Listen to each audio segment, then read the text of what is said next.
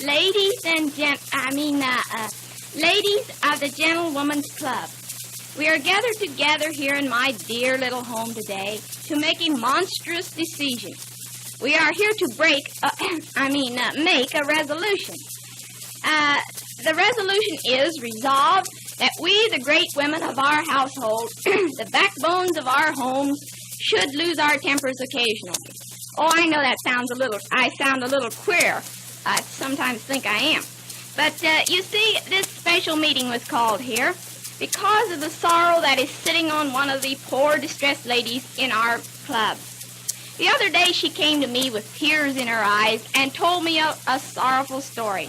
And I tell you, ladies, the pitiful problem she put before me wrung my heart. It seems last week a man had come to her door and had rung the doorbell. He had come to her door, and when she opened the door, he had handed her a note demanding $50. $50, ladies, imagine.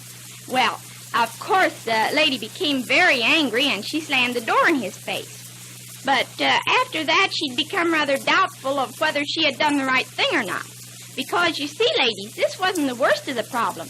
She had been receiving extortioning letters all week demanding this $50. Well, this woman came to me with her preponderous question. Imagine, she came to me. And as I say, she asked me whether she had done right in losing her temper. Now, ladies, I'm sure you will all agree with me that the lady was perfectly right. But to illustrate my point, I want to tell you a little incident that happened right here in my dear little home only last week. You see, my Henry came home from the office. You know Henry, he's my husband, sort of the petite type, like they say in French. Well, Henry came home from the office, and what do you think he had on his sleeve? He had face powder all over his sleeve, ladies. You know how absent-minded Henry is. Well, when I asked him where he got the face powder, he just said, at the office.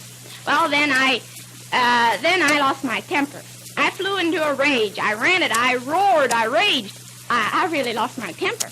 And the best part of it was, ladies, that it was effective. Never again has Henry come home with face powder on his sleeve. Last night it was lipstick smeared all over his face. But you see how effective we ladies can be when we get angry. We can't allow our husbands to turn our homes into powder houses. Sometimes they're bad enough as it is. But for this reason, we're here this afternoon to make this resolution. It resolves that we ladies, the women of our household, should sometimes lose our temper. This is the resolution again. I put it before you. That we ladies all have tempers. Let's not forget to use them. And as to this problem about this distressed lady that came to me, I would advise her a little differently in this case. You see, her case is an exception to the rule.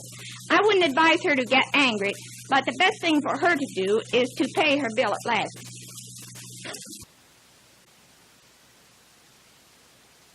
Perhaps you have seen that new movie, Don't Turn 'Em Loose, in which the central figure is a convict on parole, who, while on parole, wreaks havoc on men, women, and children.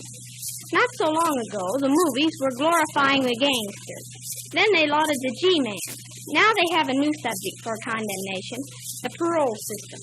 The people of the country have been terrorized to such an extent by the condemnation of the movies that they have become fearful. The wisdom of paroling convicts is discussed on every hand. After all, isn't it harmful? Don't we run down prisoners, put them in prison, and then let them escape by this system that we call parole?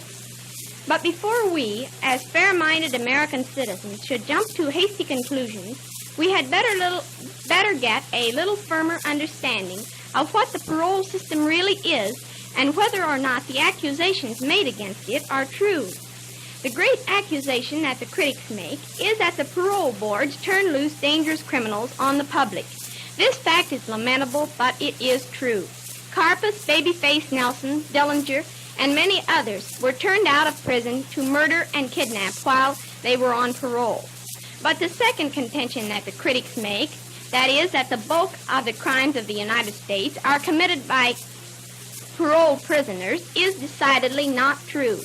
97% of the convicts in the United States last year never broke a parole order after they were paroled. The 6,000 men paroled by the 18 states last year, only 250 ever committed any misdemeanors. The people of America have been condemned as being over-sentimental where the criminal is concerned. We track him down, put him in prison, then feel sorry for him and turn him loose. The trouble arises in Americans not being so susceptible to sentiment as being susceptible to money. The American has at least one hand in his pocket most of the time. The evils of paroling comes not from sentiment connected with it, but from the crookedness, the dishonesty, and the treachery arising from the love of money of the people connected with the system. There are strict laws given us by the federal Constitution that makes paroling a difficult thing to secure. And once a parole is granted, there is supervision that should, if it is enforced properly, make the convict make it impossible for the convict to commit a crime. The trouble lies, however, as Sutherland has pointed out in one of his recent books, in improper supervision. Parole supervision, he says, is little more than nominal in most states. In 18 states, the only supervision is by correspondence. What a strict supervision that must be. So I say to you that the parole system is not evil. It is a helpful theory based on the idea of giving the delinquent a second chance, a better start in life. Who of us is so perfect that he will not give his fellow man a second opportunity? If a Dillinger or a Carpus is turned loose on the public, it is not because of the fault of the parole system, it is the fault of the corrupt men operating that system. The federal government has done all they can do. It is up to us.